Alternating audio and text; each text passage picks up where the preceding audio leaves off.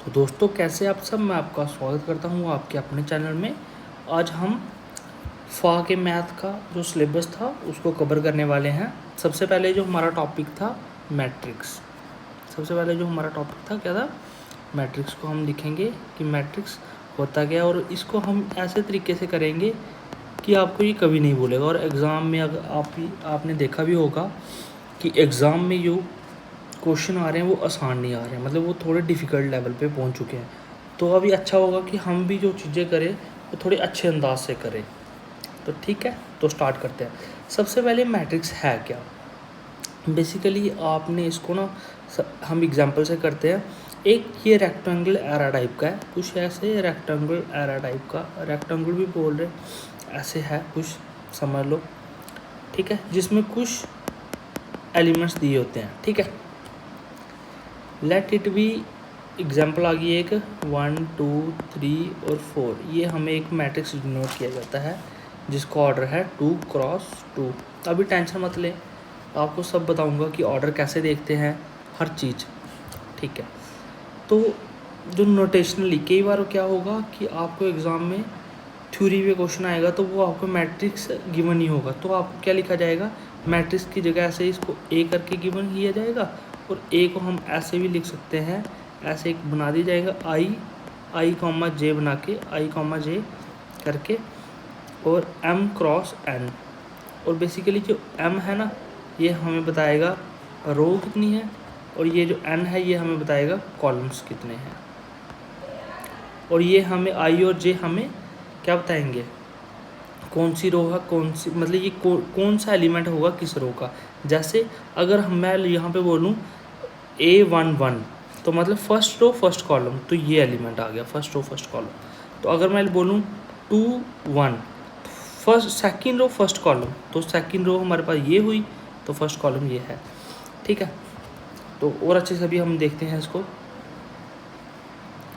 अगर हम एक एग्जांपल ले, सबसे पहले आपको एलिमेंट का पता होना चाहिए। क्या पता आपको इस टाइप से क्वेश्चन आ जाए। एक एग्जांपल ले जिसमें हम 1 2 3 4 5 6 7 8 और 9। ठीक, अब आपको बोल जाए ये ए है। सबसे पहले इसमें नंबर ऑफ़ रोज कितनी है, तो रो हुई, ये देखो, ये एक रो, ये दूसरी रो, ये तीसरी रो, तो नंबर ऑफ़ रो कितनी है? 3 आ गई। ठीक है, सबसे पहले क्या एंटर करना था, यहाँ पे एम क्रॉस एन होता था ना, एम क्रॉस एन होता था, एम आ गई नंबर ऑफ रोज। अब कॉलम कितने हैं, यहाँ से गिनो, 1, ये 2, ये 3, ये मतलब एक कॉलम, ये 2 कॉलम पूरा, ये 3 कॉलम। ठीक है, नंबर ऑफ कॉलम हमें पता चल गई यहाँ पे। ठीक है, चलो, तो नंबर ऑफ कॉलम भी आ गई कितनी, 3। तो इसका ऑर्डर कितना आ गया, 3x3, मतलब 9 ऑर्डर की ये मैट्रिक्स होगी टोटल। और हमें ये भी पता चल गया कि इसमें कॉलम्स कितने हैं और रो कितने हैं।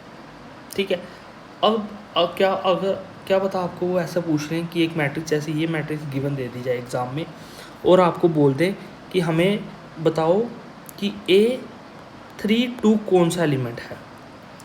तो मैंने आपको क्या बताया कि जो पहला एलिमेंट वो डिनोट करेगा कि रो कौन सी है, कौन रो, ये रो डिनोट करेगी कि रो कौन सी है।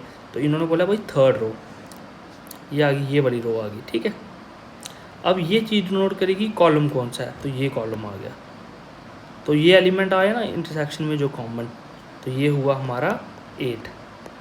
ठीक है, ऐसे ही अगर मैं आपको बोलूँ A23, तो 2 3 सेकेंड रो होगी हमारी ये वाली रो, और कॉलम हमारा हो गया थर्ड ये वाला, तो ये एलिमेंट आ गया 6। ठीक है, ये आपको ये क्वेश्चन आ सकता है बिल्कुल, अगर उन्होंने बेसिक से पूछा आपको। ठीक है, अब मैं आपको इसमें कुछ चीज़ें करवाता हूँ कि इसमें ना लीनियर कम्बिनेशन भी ये फॉलो करती है। क्या? लीनियर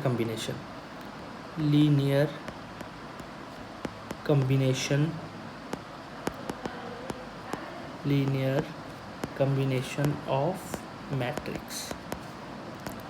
ये क्या बोलते हैं कि कोई सी एक मैट्रिक्स है, तो अगर हम A1 K2 A2,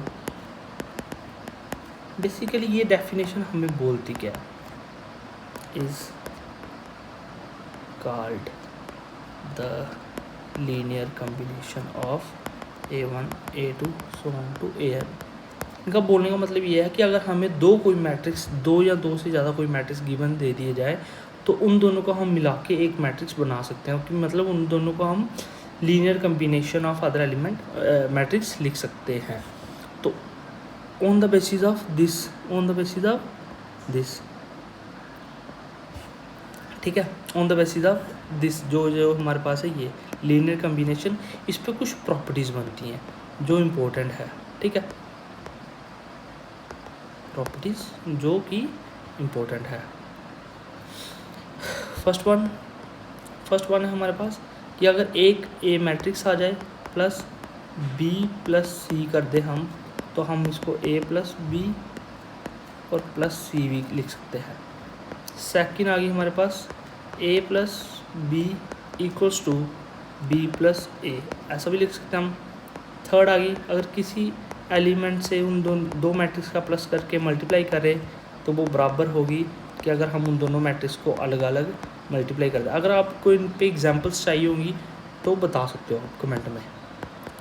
अगर किसी एलिमेंट को 1 से मल्टीप्लाई करें तो वही आ जाएगा, और अगर हम कोई दो सम करके स्केलर्स हैं ये किसी मैट्रिक्स से मल्टीप्लाई करें तो हम उसको ऐसे भी लिख सकते हैं,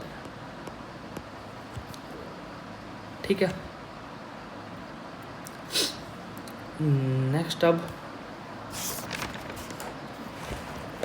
अब एक चीज़ और आ गई कि इनका टाइप्स क्या होंगी, इनकी कौन कौन सी टाइप्स के मैट्रिक्स हो गए हमारे पास, ठीक है। तो सबसे पहले जब हम टाइप्स की बात करेंगे ना, तो सबसे पहले हम आइडेंटिटी मैट्रिक्स से स्टार्ट करते हैं। कौन सी? आइडेंटिटी। इसके नाम से ही आपको पता चल रहा है कि आइडेंटिटी का मतलब आइडेंटिटी मैट्रिक्स वो मैट्रिक्स होती है जो एक्चुअली इस फॉर्म में हो। ऑर्डर इसका कुछ भी हो सकता है, मतलब ऐसे इस फॉर्म में होगी जो मैट्रिक्स, उसको हम आइडेंटिटी मैट्रिक्स बोलते हैं, ठीक है। अब इसको अगर डेफिनेशन में लिखना हो तो हम कैसे लिखेंगे? IN, ये N ऑर्डर डिनोट कर रहा है, ठीक है, AIJ, और ये N है ना, तो मतलब N क्रॉस N होगा। और वेयर A जो सेम जब I और I सेम होगा, मतलब I 1 1 A 2 2 A 3 3, इस पोजीशन भी, ये मतलब हुआ इसका, ठीक है, ये मतलब हुआ इसका। तो जब ये सेम होगा तो 1 आंसर आना चाहिए, और जब ये I और J अलग अलग हुआ तो 0 आंसर आना चाहिए for I not equals to J, ठीक है। तो ये हमारे पास होती है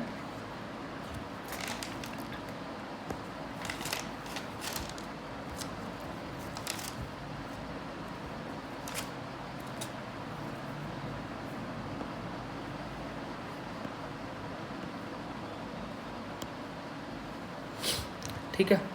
तो ये हमारे पास होती है इसकी एक एग्जांपल्स। और सॉरी, पेज आगे पीछे हो गया, ठीक है।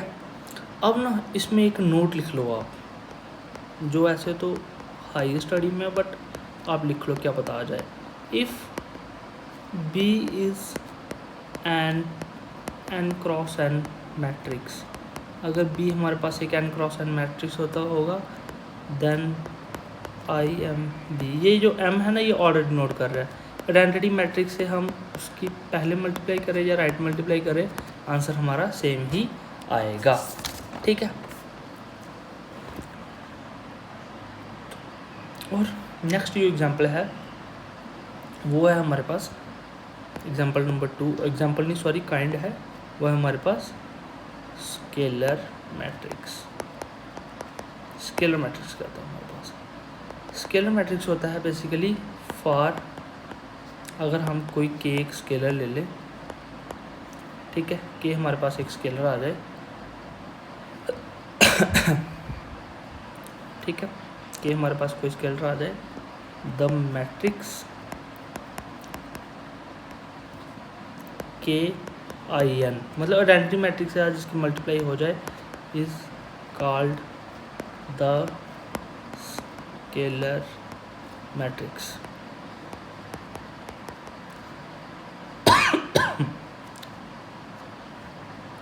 ठीक है, इसको हम ऐसे भी लिख सकते हैं के आई ए इक्वल्स टू के ए आई इक्वल्स टू के ए। आई होप आपको ये सही लगा होगा। अगर आपको सही लगा है तो कमेंट करके ज़रूर बताना। Thank you.